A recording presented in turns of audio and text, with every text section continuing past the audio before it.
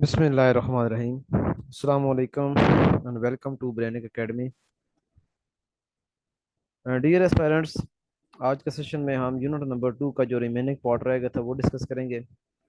Notes मैंने combine कर दिए हैं, यानी जो हमने कल नोट्स आपको प्रोवाइड किए थे, उन्हीं के अंदर ही मैंने इसको मर्ज कर दिया आज के सेशन को, ताकि आपके पास यूनिट नंबर 1 के एक फाइल के अंदर नोट्स हों और यूनिट नंबर 2 के जो नोट्स हैं वो एक ही फाइल के अंदर आ जाए। अ, अच्छा, कल के सेशन में एक चीज़ जो है वो मैं रॉन्ग इंटरप्रेट कर गया था मिस्टेकनली, वो थोड़ी मैं क्लियर करना चाहूँगा। कल जब डॉट प्रोडक्ट बताया था तो मैंने कहा था कि ये जो बी कॉस थीटा है, ये मैंने कह दिया था कि projection of A along B है, जबकि ये उल्टा है। ये बी से जब स्टार्ट हो रहा है बी कॉस थीटा, तो ये प्रोजेक्शन ऑफ बी अलोंग ए है। ठीक है, अब ये प्रोजेक्शन ऑफ बी अलोंग ए का मतलब क्या है?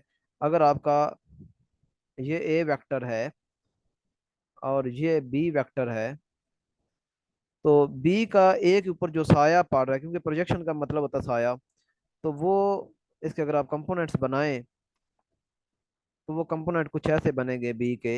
ए कंपोनेंट यहाँ तक बनेगा और दूसरा जो है वो कंपोनेंट ये बनेगा। तो ये वाला जो कंपोनेंट है ये है बी कॉस थीटा, क्योंकि अलोंग एक्स एक्सिस जो होता है या हॉरिजॉन्टल डायरेक्शन में जो कंपोनेंट होता है ये थीटा है।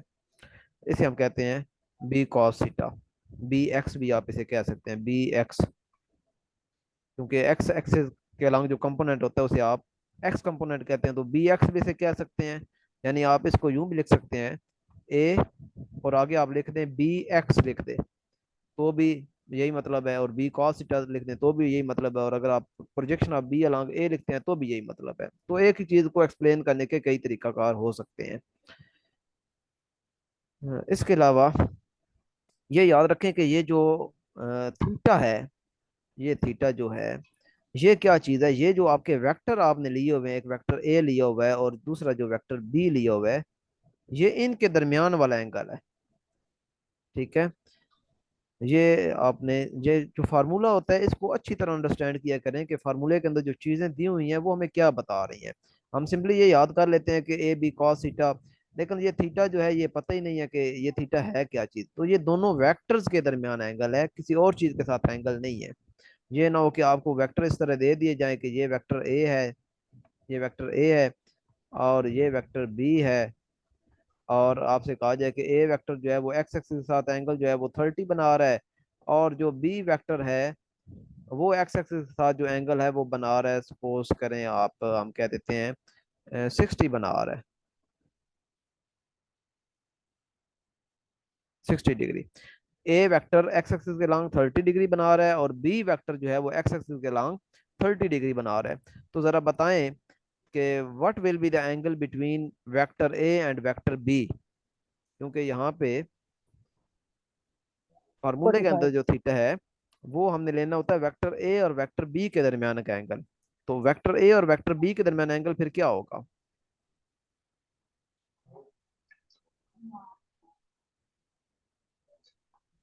जी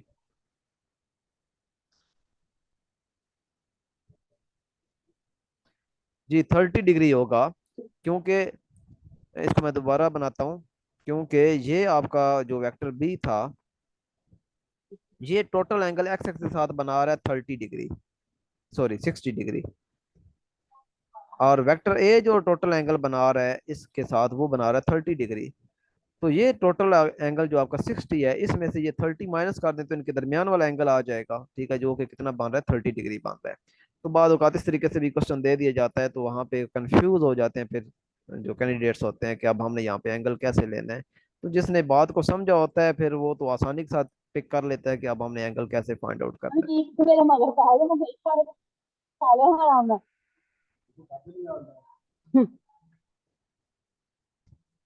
आपकी कन्वीनियंस के लिए मैंने आपके माइक्स जो हैं वो ऑफ कर दिए हैं।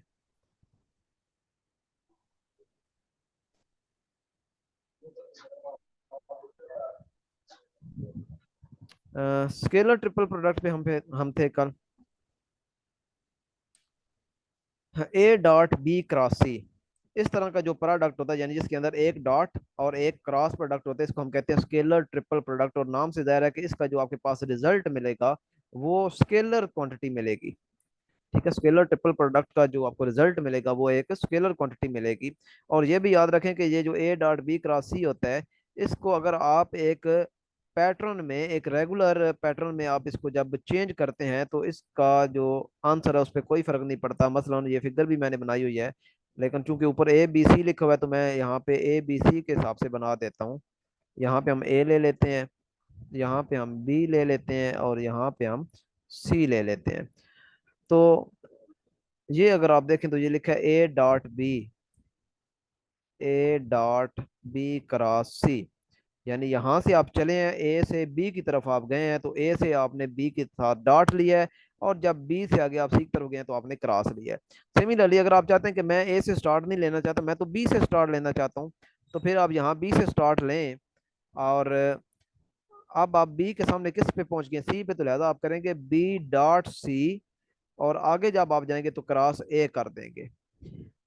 लिहाजा अगर आप इसको लिखेंगे बी डॉट ए क्रॉस सी, तो ये गलत हो जाएगा, ये आपस में इक्वल नहीं रहेंगे। क्योंकि आपको पता है कि ए क्रॉस सी और सी क्रॉस ए आपस में इक्वल नहीं होते, ये कम्यूटेटिव प्रॉपर्टी होल्ड नहीं करते। तो लिहाजा ये अगर आप इसकी सीक्वेंस चेंज करेंगे तो ये प्रॉब्लम आएगा।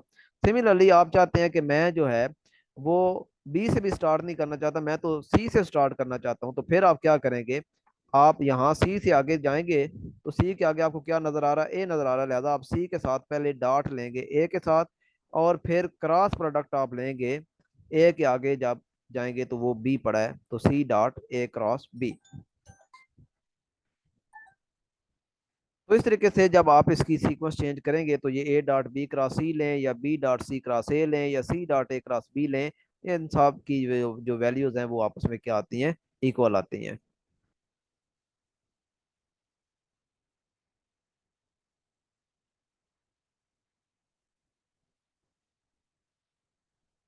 ये इस तरीके से फाइंड आउट नहीं करना जिस तरीके से आप कह रही हैं कि हम पहले ए और बी का डॉट लेंगे और फिर उसका आंसर जब आएगा तो वो क्रॉस लेंगे, बल्कि आप खुद सोचें। अगर जिस तरीके से आप कह रही हैं कि हमने पहले ए का बी के साथ डॉट लेना है, हम सपोज करते हैं कि ठीक है ऐसे ही करना है। जब आप ए और बी का डॉट लेंगे तो डॉट प्रोडक्ट तो हमें पता है एक स्केलर क्वांटिटी होती है, और वो आपके पास कोई नंबर आ जाएगा। सपोज ए और बी का जब आप डॉट लेंगे तो वो आपके पास एक नंबर आ जाएगा 5। अब मुझे बताएं 5 का सी के साथ आप क्रॉस प्रोडक्ट कैसे ले सकते हैं। एक स्केलर है, सामने आपका वेक्टर पड़ा है, कैसे उसके साथ आप क्रॉस प्रोडक्ट ले सकते हैं। सिमिलरली अगर आप कहते हैं कि अच्छा नहीं, हम यूं कर लेते हैं कि हम पहले बी और सी का क्रॉस ले लेते हैं। सपोज आप चाहते हैं कि चलें ऐसा कर लेते हैं कि बी और सी का क्रॉस लेते हैं।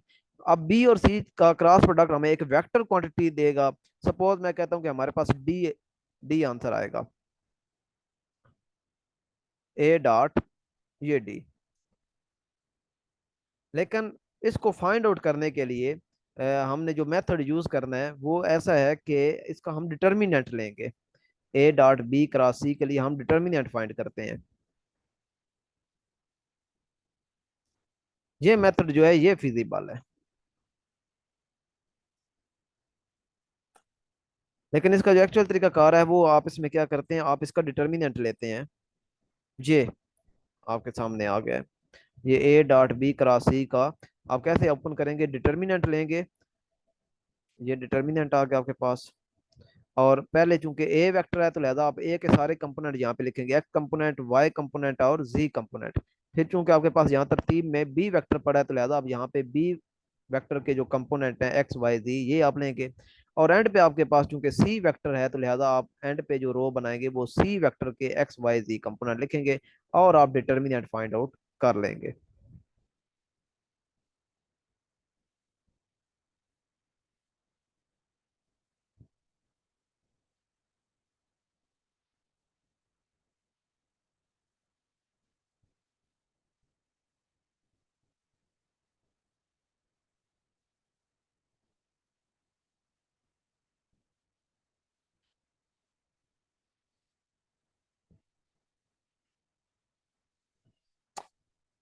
जी अब इसके बाद जो नेक्स्ट पॉइंट आपने याद रखना है वो ये है कि ट्रिपल स्केलर प्रोडक्ट में अगर कोई दो वेक्टर जो है वो इक्वल हो जाए, ठीक है, जिस तरह हमारे पास तीन वेक्टर हैं ए बी और सी, कोई दो वेक्टर इक्वल हो जाए, चाहे ए और बी आपस में इक्वल हो जाए, चाहे बी और सी आपस में इक्वल हो जाए, चाहे ए और सी आपस में इक्वल हो जाए, तीनों वेक्टर में से कोई दो वेक्टर जब इक्वल हो जाएंगे तो स्केलर ट्रिपल प्रोडक्ट का आंसर जो है वो क्या आपको मिल जाएगा, जीरो मिल जाएगा। तो बाद औकात ऐसे ही क्वेश्चन आए होते हैं पेपर के अंदर, और हमने यही ट्रिक्स यूज करने होते हैं कि हमने कैलकुलेशन करनी ही नहीं होती, बल्कि ये बात हमें पता होती है कि दो वेक्टर जब इक्वल हो जाते हैं स्केलर ट्रिपल प्रोडक्ट के अंदर तो उनका जो आंसर है वो हमेशा क्या आ जाता है, जीरो आ जाता है।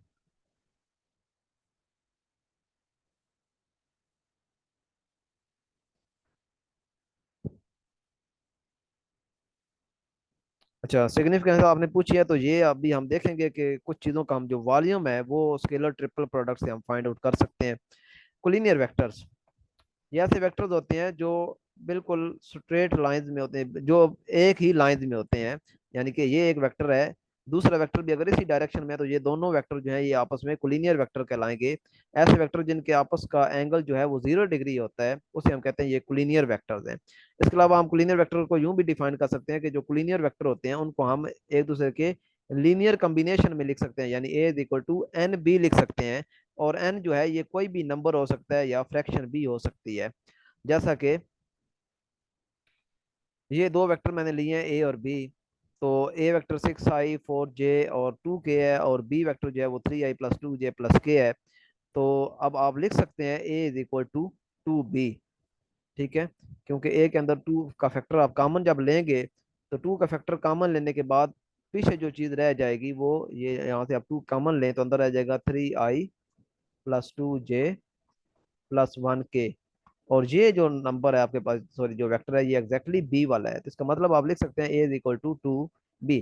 अब ये एन की जगह आपके पास टू आ गया, तो लिहाजा आपने इसको लिख लिया, ए और बी को लीनियर कॉम्बिनेशन में लिख लिया, लिहाजा ए और बी जो है ये आप कह सकते हैं कि कोलिनियर वेक्टर्स हैं। इसके अलावा दूसरा तरीका ये आप इन दोनों के दरमियान एंगल फाइंड कर लें, और एंगल हमेशा आप कैसे फाइंड कर सकते हैं, दो वेक्टर के दरमियान हमेशा एंगल फाइंड करने के लिए आप डॉट प्रोडक्ट लेते हैं, ए बी कॉस थीटा करके आप फाइंड करेंगे। ये ए की मैग्नीट्यूड है, ये बी की मैग्नीट्यूड है, और आगे कॉस थीटा है। हमेशा दो वेक्टर के दरमियान आपने जो एंगल फाइंड करना होता है वो डॉट प्रोडक्ट यूज करना होता है। डॉट प्रोडक्ट के भी दो फार्मूले हैं, एक एंगल की फॉर्म में है और दूसरा आपके पास जो है वो कंपोनेंट की फॉर्म में है, यानी ए डॉट बी को आप लिख सकते हैं A X B X +a y b y +a z b z। तो जिस तरह का आपको डाटा दिया हो, अगर आपको एंगल दिया हुआ है तो फिर आप ये वाला फार्मूला यूज करेंगे, और अगर आपको एंगल नहीं दिया हुआ बल्कि कंपोनेंट दिए हुए, जैसा कि यहाँ पे अब हमारे इस केस में हमें कंपोनेंट दिए हुए हैं, तो फिर आप डॉट प्रोडक्ट इस तरीके से फाइंड करेंगे। तो इस तरह आपके पास ए डॉट बी आ जाएगा, और जब ए डॉट बी आपके पास आ जाएगा तो ए डॉट बी की आप वैल्यू यहाँ पे पुट करके, ए की मैग्नीट्यूड यहाँ पुट करके, बी की मैग्नीट्यूड यहाँ पुट करके आप एंगल भी फाइंड आउट कर सकते हैं। यानी कंपोनेंट की फॉर्म में पहले आपको ये वाला फार्मूला यूज करना होगा, इससे आपके पास मिलेगा ए डॉट बी, इस ए डॉट बी की वैल्यू उठा के यहाँ पुट करनी है इस वाले फार्मूले में, और फिर आप जो है cos थीटा से थीटा की वैल्यू फाइंड आउट कर सकते हैं। कोप्लेनर वेक्टर्स, ऐसे वेक्टर जो एक ही प्लेन के अंदर वाक़ हो, यानी जिस तरह एक्स वाई प्लेन होती है, वाई जी प्लेन होती है, या एक्स जी प्लेन होती है, तो एक ही प्लेन के अंदर जो वेक्टर पड़े होते हैं उन सबको हम कोप्लेनर वेक्टर कहते हैं। और अगर आपको कभी प्रूव करना पड़ जाए, तीन वेक्टर आपके पास दिए हुए हों और आपसे कहा जाए कि साबित करें ये तीनों वेक्टर जो हैं ये कोप्लेनर हैं, तो आपने सिंपली क्या करना है, आपने उनका स्केलर ट्रिपल प्रोडक्ट फाइंड करना है और प्रूव कर देना है कि वो इक्वल टू जीरो है। अगर उनका स्केलर ट्रिपल प्रोडक्ट जो है वो जीरो के इक्वल आ जाता है तो आप समझ जाएं कि वो तीनों वेक्टर्स कोप्लेनर हैं, अदरवाइज वो कोप्लेनर नहीं होंगे, बल्कि किसी दो वेक्टर जो है वो हो सकता है एक प्लेन के अंदर हो, लेकिन जो तीसरा वेक्टर है वो हो सकता है दूसरे प्लेन के अंदर पड़ा हो। नहीं जी, स्केलर ट्रिपल प्रोडक्ट की सिग्निफिकेंस आप पूछ रहे थे, तो स्केलर ट्रिपल प्रोडक्ट से आप वॉल्यूम ऑफ पैरेललोपिड ये फाइंड कर सकते हैं। ये पैरेललोपिड आपके सामने पड़ी है, ठीक इस तरह की जो फिगर होती है इसमें, इसको आप पैरेललोपिड कहते हैं। इसके अंदर ये आपकी, ये वेक्टर आपका ए वेक्टर होगा, और ये वाला जो दूसरा वेक्टर आपका इधर जा रहा है ये बी वेक्टर होगा, और तीसरा वेक्टर जो है ये ऊपर की डायरेक्शन में अलॉन्ग जी एक्सिस है, ये आपका सी वेक्टर होगा। तो इन तीनों का जब आप ट्रिपल स्केलर प्रोडक्ट फाइंड करेंगे तो ये वॉल्यूम ऑफ पैरेललोपिड आ जाएगा।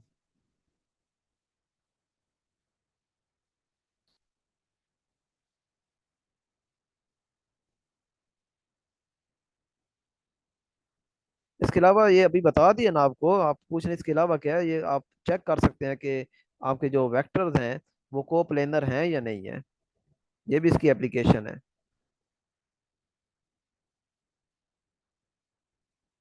इसके बाद टेट्राहेड्रन, ये शेप आपके सामने है, पिरामिड की टाइप की जो शेप्स होती हैं, ये टेट्राहेड्रन। तो इसका अगर आप वॉल्यूम फाइंड करना चाहें तो वो भी आप स्केलर ट्रिपल प्रोडक्ट से आप फाइंड कर सकते हैं। सिंपली आपने एक फैक्टर बाय ऐड कर देना है 1/6 का। यानी आप कह सकते हैं कि टेट्राहेड्रन का जो वॉल्यूम होता है वो पैरेललोपिड का 1/6 होता है, यानी 1/6 ऑफ पैरेललोपिड।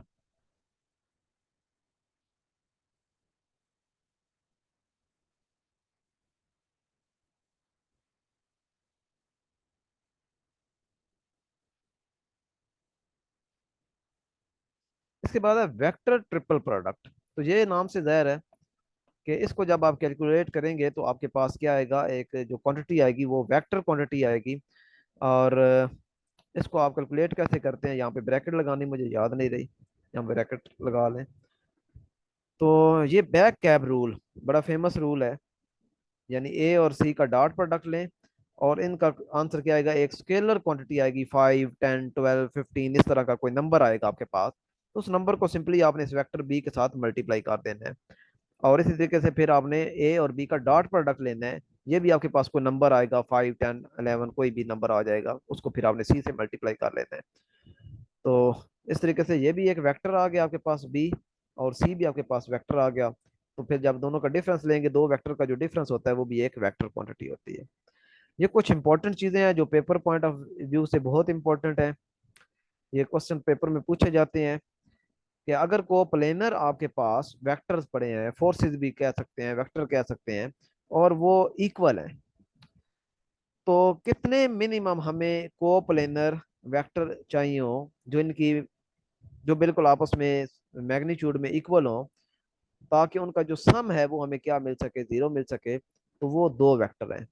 यानी कम से कम दो को प्लेनर वेक्टर हो जिनकी जो मैग्नीट्यूड है वो इक्वल है, तो उनका हमें जो रिजल्ट मिल सकता है वो क्या मिल सकता है, जीरो मिल सकता है। और ये बड़ा आसान सा है, कैसे जीरो मिल सकता है, अगर आपके पास एक वेक्टर एफ है जो इस डायरेक्शन में है, तो दूसरा वेक्टर भी एफ हो जो इस डायरेक्शन में हो, तो आप दोनों का जब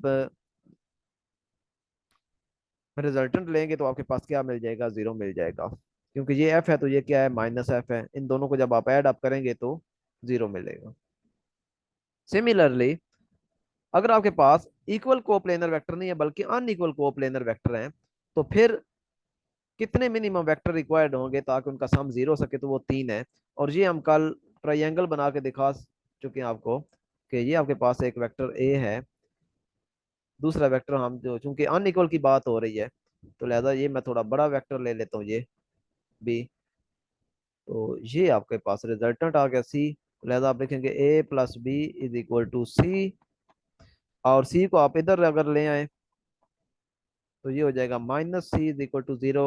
और अगर आप सी की डायरेक्शन रिवर्स करते हैं, यानी आप सी की डायरेक्शन इधर कर देते हैं इस तरफ, तो फिर ये हो जाएगा A plus B plus C is equal to zero. क्योंकि डायरेक्शन रिवर्स करने से ये जो माइनस का साइन है ये प्लस में चेंज हो जाएगा। तो अब आप देख सकते हैं कि ये तीनों जो वेक्टर हैं ये अब अनइक्वल थे, और कम अज कम जो वेक्टर रिक्वायर्ड हैं कोप्लेनर वेक्टर जिनकी मैग्नीट्यूड अनइक्वल है वो तीन है।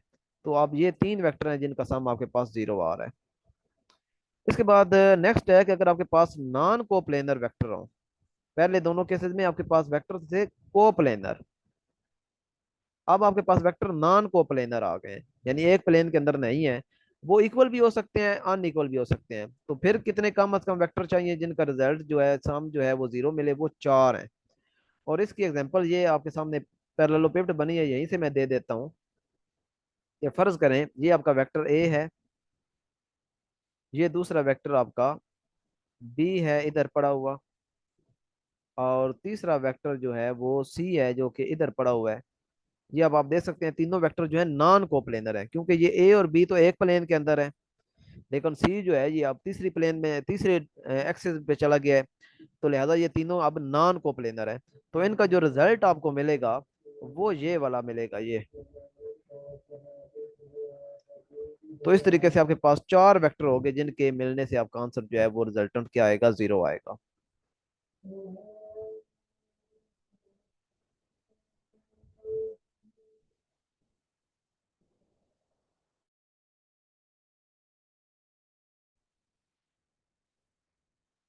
अच्छा, तो ये आपके सामने मैंने तीन नॉन कोप्लेनर वेक्टर लिए हैं। पैरेललोपेड पे मैंने ले लिए हैं। एक वेक्टर ए लिया है, ये अलॉन्ग एक्स एक्सिस मैंने ले लिया। ये दूसरा वेक्टर जो है ये बी अलॉन्ग वाई एक्सिस ले लिया। और तीसरा वेक्टर जो है ये मैंने अलॉन्ग जी एक्सिस ले लिया। तो ये तीनों नॉन कोप्लेनर है। तो ये आपके पास जो आर है, ज़ाहिर हेड टू टेल रूल हमें क्या बताता है, हमने पहले वेक्टर की टेल के साथ इसकी टेल मिलानी होती है, और आखिरी वेक्टर के हेड के साथ हमने हेड मिला देना होता है। इस तरीके से हमारे पास क्या आ जाता है, रिजल्टेंट आ जाता है।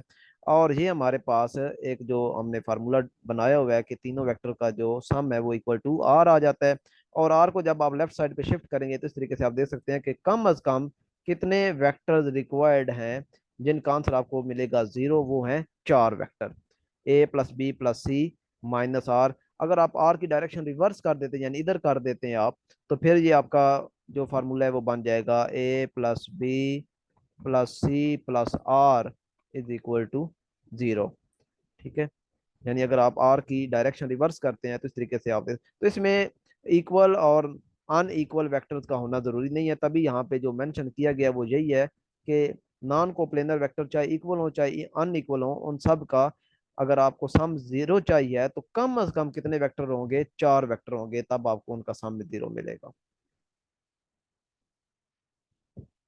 कंकरेंट फोर्सेस, ये ऐसी फोर्सेस होती हैं या ऐसे वेक्टर्स होते हैं, कंकरेंट वेक्टर की अगर हम बात करें तो ऐसे वेक्टर जो एक पॉइंट पे, सेम पॉइंट पे एक्ट कर रहे हैं। जैसे कि यहाँ पे आपको तीन फोर्सेस नजर आ रही हैं, एफ ए, एफ बी और एफ सी।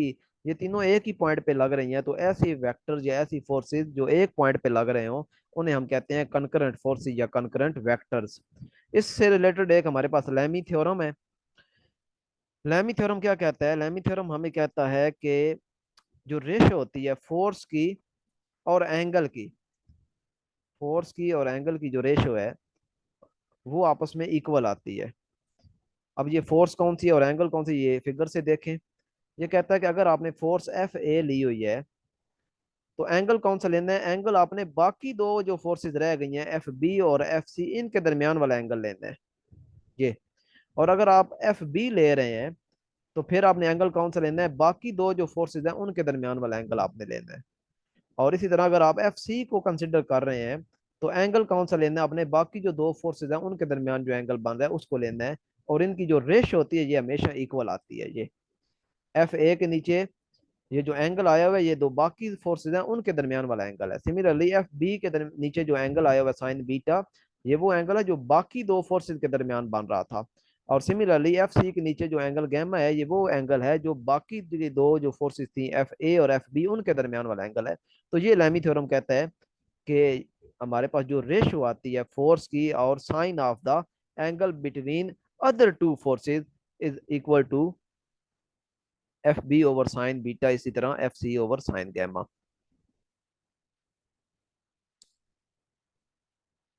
जी, लैमी थ्योरम के लिए जो फोर्सेज हैं वो तीन फोर्सेज दी हैं।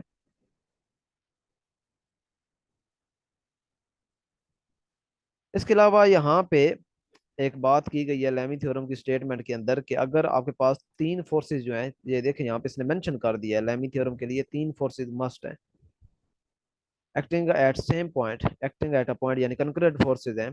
और वो क्या है, इक्विलिब्रियम में है। यानी अगर तीन फोर्सेज हैं किसी पॉइंट पे लग रही हैं, कंकरेंट फोर्सेज हैं और वो इक्विलिब्रियम में है, तो इक्विलिब्रियम का मतलब यह है कि उन तीनों फोर्सेज का जो सम आएगा वो 0 आएगा।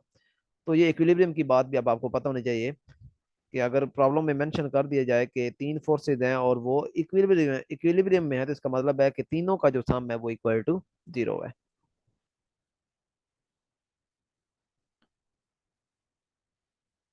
इसके अलावा अगर आप चाहते हैं कि हमारे पास तीन फोर्सेज हैं और वो इक्विलिब्रियम में हो, तीन फोर्सेज हैं और वो इक्विलिब्रियम में हो, तो कैसे आप चेक कर सकते हैं, आपने सिंपली क्या करना है, उन तीन में से कोई सी दो चेक करनी है। कोई सी दो चेक करनी है तो उसका जो सम होगा वो हमेशा तीसरी वाली फोर्स से बड़ा होना चाहिए। If sum of any two forces is greater than magnitude of third force, greater या इक्वल, यहाँ पे इक्वल का वर्ड भी होना चाहिए। ठीक है, तो ये आप यहाँ पे देख सकते हैं, 5 और 7 को आप ऐड करें तो 12 बनता है, और 12 9 से बड़ा है। अच्छा, अब यू कर लेते हैं, हम 9 और 7 को ऐड करके देख लेते हैं, तो ये 16 बनता है, और 16 5 से बड़ा है। अच्छा, हम यूं कर लेते हैं, हम 5 को और 9 को ऐड करते हैं तो ये 14 बनता है, और 14 जो है वो 7 से बड़ा है। तो देख लें, मैंने हर लिहाज से चेक कर लिया, दो दो फोर्सेज को ऐड करके वो हमेशा तीसरे से बड़ी बन रही हैं, तो लिहाजा ये जो तीन फोर्सेज हैं ये हमें इक्विलिब्रियम पोजीशन दे सकती हैं। लेकिन साथ ही मैंने एक एग्जांपल दी है 8 4 और 13 न्यूटन, तो इसमें देखें, अगर आप 8 और 4 को आपस में ऐड करते हैं तो आंसर क्या बनता है, 12 बनता है, और 12 जो है वो 13 से लेस। इसका मतलब है ये जो तीन फोर्सेज हैं ये आपको कभी भी इक्विलिब्रियम नहीं दे सकती, किसी सूरत भी आप इनके दरमियान जो एंगल्स मर्जी सेट करते रहें ये आपको इक्विलिब्रियम नहीं दे सकते। तो ये कंडीशन आपने याद रखनी है। अगर आपके पास तीन फोर्सेस दी हुई हैं और आपसे पूछा जाए कि बताएं ये तीनों फोर्सेस मिलकर हमें इक्विलिब्रियम की पोजीशन दे सकते हैं या नहीं। अच्छा, ये भी याद रखें कि ये लाजमी नहीं है कि इन तीनों ने आपको इक्विलिब्रियम ही देना है। ठीक है, ये दे सकती हैं, 5 7 9 न्यूटन की जो फोर्सेस हैं ये आपको इक्विलिब्रियम दे सकती हैं। क्योंकि नहीं भी दे सकती, उसकी वजह क्या है? उसकी वजह ये है कि फर्ज करें ये वो पॉइंट है जिसके ऊपर ये तीनों फोर्सेस लग रही हैं, तो अगर 9 न्यूटन इधर लग रही है और 7 न्यूटन भी इधर ही लग रही है और सिर्फ 5 न्यूटन इधर लग रही है, तो आप खुद सोचें, इस तरफ जो है दो फोर्सेज इकट्ठी हो गई, ये तो 16 न्यूटन बन गई, और इधर अकेली बेचारी जो है वो 5 न्यूटन है, तो ये क्या इक्विलिब्रियम दे सकती है? ये तो मूव करना शुरू कर देगा। तो लिहाजा वो इक्विलिब्रियम की कंडीशन किस तरह बन सकती है? वो इस तरह की फॉर्म हो तब ये इक्विलिब्रियम की कंडीशन आपको दे सकती है। तो ये दे सकती है, मस्ट नहीं है कि इन्होंने आपको इक्विलिब्रियम पोजीशन ही देनी है, ये बात समझे। लेकिन ये वाली जो नीचे वाली तीन है ये तो आपको किसी सूरत भी इक्विलिब्रियम नहीं दे सकती, चाहे आप ये वाली ही क्यों ना फिगर बना लें। इसके अलावा आपकी बुक में से एक एग्जांपल है कि अगर दो इक्वल फोर्सेज हों और उनका जो रिजल्टेंट है वो भी उनके इक्वल हो। ठीक है, दो इक्वल फोर्सेज हैं आपके पास और उनका जो रिजल्टेंट है वो भी उनके इक्वल है, तो फिर उन दो फोर्सेज के दरमियान जो एंगल है वो कितना होगा? वो 120 डिग्री होगा।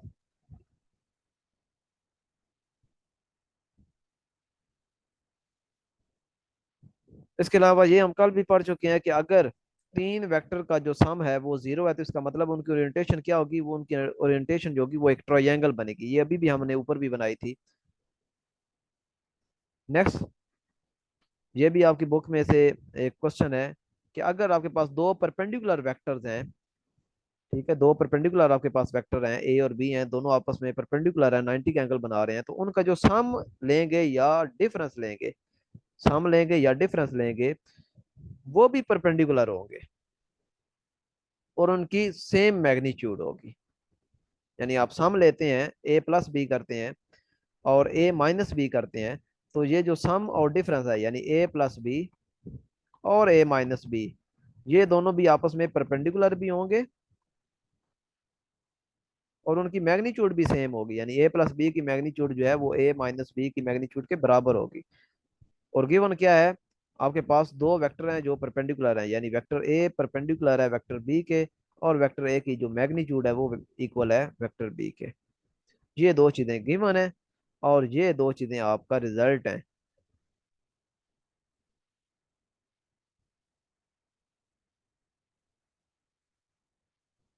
यहाँ पे एक बात है कि जब आप गाड़ी में सफर कर रहे होते हैं और आपको जंप लग रहे होते हैं तो हम क्या करते हैं, दोनों जो पाँव हैं उनके दरमियान का जो फासला है वो हम बढ़ा देते हैं। उसकी वजह ये होती है कि हम अपना जो सेंटर ऑफ ग्रेविटी होता है उसको लो कर देते हैं और इस तरीके से हम अपने आप को स्टेबल कर लेते हैं।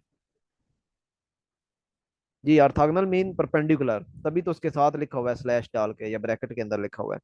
Torque, turning effect of force, यानी आप किसी बॉडी पे जब फोर्स लगा के उसके अंदर रोटेशन पैदा करवाते हैं, इसका मतलब आपने उसके ऊपर उसके अंदर टॉर्क प्रोड्यूस करवाया है। और इसका फार्मूला होता है tau is equal to R cross F.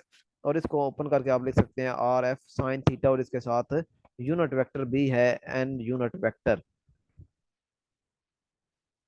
अब इसको आप दो तरीकों से लिख सकते हैं। एक आप इस स्टार को लिख सकते हैं आर और आगे ब्रैकेट में एफ साइन थीटा। दूसरा तरीका आप इसको यूं लिख सकते हैं tau is equal to R sine theta और आगे एफ। इसका मतलब ये है कि अगर आप पहली वाली कंडीशन को कंसिडर करें तो इसका मतलब है कि जो फोर्स का कंपोनेंट इफेक्टिव कंपोनेंट आप इन्वॉल्व कर रहे हैं वो है परपेंडिकुलर कंपोनेंट, क्योंकि एफ साइन थीटा जो है ये परपेंडिकुलर कंपोनेंट होता है। और दूसरे केस में अगर आप देखें तो जो आर है उसका परपेंडिकुलर कंपोनेंट आपने इन्वॉल्व किया हुआ है। तो दोनों तरीकों से आप टार को डिफाइन कर सकते हैं। लेकिन यहाँ पे मजे की बात ये है कि आप यहाँ से नोट कर सकते हैं कि टॉर्क के अंदर जो एफ कॉस थीटा होता है इसका कोई रोल नहीं होता टॉर्क प्रोड्यूस करवाने में। यानी आपसे क्वेश्चन पूछ ले जाए कि एफ कॉस थीटा की वजह से टॉर्क कितना प्रोड्यूस होगा, तो आपने आंसर करना है जीरो। यानी एफ एक्स की वजह से, फोर्स के एक्स कंपोनेंट की वजह से जो टॉर्क प्रोड्यूस होगा वो जीरो प्रोड्यूस होगा।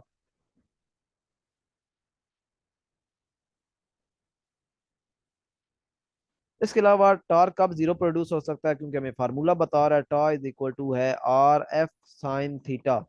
तो तीन चीजों की वजह से टॉर्क आपका जीरो हो सकता है। अगर आपका आर जीरो है, यानी जो फोर्स आप अप्लाई कर रहे हैं, जिस पॉइंट पे आप अप्लाई कर रहे हैं, जिसके कि तो उसने रोटेट करवाना है, अगर आपका ये आर आपको पता है मूवमेंट आर्म इसे कहते हैं, मूवमेंट आर्म, मूवमेंट आर्म। तो अगर मूवमेंट आर्म जीरो है तो भी आपका टॉर्क जीरो है। अगर आपकी अप्लाइड फोर्स ही जीरो है तो भी आपका मूवमेंट तो भी आपका टॉर्क जीरो है। और थीटा, थीटा साइन जीरो, चूंकि आपको पता है साइन जीरो ये जीरो होता है, साइन 180 भी जो है वो भी जीरो होता है। इसका मतलब है ये अगर दो एंगल है तो भी आपका टॉर्क जो है वो जीरो होगा। इसके अलावा नेक्स्ट जो बात याद रखने वाली वो ये है कि अगर आपकी जो फोर्स है वो पिवट पॉइंट में से पास कर रही हो तो भी आपका टॉर्क जीरो है। पिवट पॉइंट का मतलब है कि जहां पे आप उसको, यानी ये देखें आप चाहते हैं कि मैं यहाँ पे रोटेट करवाऊं, तो अगर आपकी जो फोर्स है वो ये आपने अप्लाई की हुई है, तो अब आप देख सकते हैं कि आपकी जो फोर्स है वो कहाँ गुजर रही है, वो तो पिवट पॉइंट में से गुजर रही है। तो अब आपकी ये बॉडी कभी भी रोटेट नहीं कर सकेगी। फोर्स जब आप इस डायरेक्शन में यूं लगाएंगे, अब आपकी जो फोर्स आप उसको बेशक एक्सटेंड करके देखें ये कभी भी पिवट पॉइंट की तरफ नहीं जा रही। तो इस केस में आपकी जो बॉडी वो रोटेट कर सकेगी। टॉर्क का यूनिट जो है न्यूटन मीटर होता है। और न्यूटन मीटर के लिए वैसे आप वर्क के यूनिट के लिए आप जूल भी कंसिडर करते हैं, लेकिन यहाँ पे आपने इसको जूल नहीं कहना, ये याद रखें। यहाँ पे सिंपली आप न्यूटन मीटर ही कहेंगे। टॉर्क बहुत इंपॉर्टेंट क्वेश्चन है। टॉर्क जो है ये रोटेशनल एनालॉग है फोर्स का। यानी जिस तरह लीनियर मोशन में फोर्स का रोल होता है, बिल्कुल उसी तरह रोटेशनल मोशन में टॉर्क का रोल होता है। इसके अलावा फोर्स हमें लीनियर एक्सेलरेशन प्रोवाइड करती है, यानी जब आप बॉडी पे लगाते हैं फोर्स तो उसमें लीनियर एक्सेलरेशन प्रोड्यूस होता है। लेकिन जब आप किसी बॉडी पे टॉर्क अप्लाई करते हैं तो उसके अंदर एंगुलर एक्सेलरेशन प्रोड्यूस होता है। जब आपकी बॉडी को रेस्ट पे होती है या कांस्टेंट यूनिफॉर्म एंगुलर वेलोसिटी के साथ मूव कर रही होती है, तो आपका अल्फा जो है वो जीरो हो जाता है, जिस वजह से आपका जो टॉर्क है बॉडी के अंदर वो भी क्या हो जाता है, जीरो हो जाता है। मूवमेंट ऑफ इनर्शिया ये भी रोटेशन एनालॉग है मैस का। ये दो रोटेशन एनालॉग आपने मस्ट याद रखने, एक टॉर्क जो कि फोर्स का रोटेशनल एनालॉग है, दूसरा मूवमेंट ऑफ इनर्शिया जो कि मैस का रोटेशनल एनालॉग है। इसके अलावा इक्विलिब्रियम फोर्सेज, कोई भी बॉडी जो रेस्ट पे होती है यूनिफॉर्म वेलोसिटी के साथ मूव कर रही होती है उसे हम कहते हैं ये इक्विलिब्रियम में। दो कंडीशन होती हैं। पहली कंडीशन में तमाम फोर्सेज का सम जीरो होना चाहिए, यानी जितनी भी एक्स एक्सिस के अलॉन्ग फोर्सेज लग रही हैं उन सब का आपस में सम जीरो। और जितनी फोर्सेज वाई एक्सिस के अलॉन्ग लग रही हैं उन सब का सम आपस में जीरो। जितनी फोर्सेज जी एक्सिस के अलॉन्ग लग रही हैं उन सब का सम आपस में जीरो होना चाहिए। दूसरी कंडीशन ये है कि बॉडी के ऊपर जितने टॉर्क लग रहे हैं तमाम टॉर्क का सम जीरो होना चाहिए। जब दोनों कंडीशन फुलफिल करेंगे तो हम कहेंगे कि बॉडी हमारी कंप्लीट इक्विलिब्रियम में है। सिर्फ पहली कंडीशन अगर फुलफिल होती है तो हम कहते हैं कि बॉडी हमारी जो है वो ट्रांसलेशनल इक्विलिब्रियम में है। और अगर सिर्फ सेकंड कंडीशन सेटिस्फाई होती है तो हम कहते हैं बॉडी हमारी जो है वो रोटेशनल इक्विलिब्रियम में है। अगर आपकी बॉडी रेस्ट में है तो हम कहते हैं वो स्टैटिक इक्विलिब्रियम में है। अगर वो यूनिफॉर्म वेलोसिटी के साथ जा रही है तो हम उसे कहते हैं कि डायनामिक इक्विलिब्रियम में है। आपने रिवर क्रॉस करना है। रिवर क्रॉस करने के लिए आपके पास दो ऑप्शन होते हैं, या तो आप शॉर्टेस्ट पाथ की तरफ जाना चाहते हैं, ये रिवर आपका शॉर्टेस्ट पाथ बिल्कुल ये बनता है परपेंडिकुलर, और दूसरा है कि शॉर्टेस्ट टाइम। तो अगर आप शॉर्टेस्ट पाथ को के लिए जाना चाहते हैं तो फिर आपने किधर जाना है, अप स्ट्रीम। अप स्ट्रीम यानी कि अगर रिवर इधर जा रहा है, फ्लो कर रहा है, तो अप स्ट्रीम का मतलब है आपने इधर जाना है। तो आपका दरिया जो है वो आपको बहा के बिल्कुल इधर ले आएगा, यहाँ पे ले आएगा। तो टाइम कितना रिक्वायर होता है, width of river divided by V या साइन थीटा। ये साइन थीटा कौन सा एंगल है, ये वाला एंगल है थीटा, ये। तो एक्स एक्सिस के लॉन्ग अगर आप एंगल देखना चाहें तो ये एंगल बनता है 180 माइनस थीटा, 180 माइनस थीटा। यानी अगर रिवर के साथ और स्विमर, ये स्विमर जा रहा है यहाँ पे, रिवर के वेलोसिटी और स्विमर की वेलोसिटी के साथ एंगल देखना चाहें तो ये 180 माइनस थीटा बनता है। इस तरीके से अगर आपने शॉर्टेस्ट टाइम में जानना है तो फिर आपने जो फार्मूला यूज करना है वो है width of river D over V S. ये वी एस जो है ये वेलोसिटी ऑफ स्विमर है।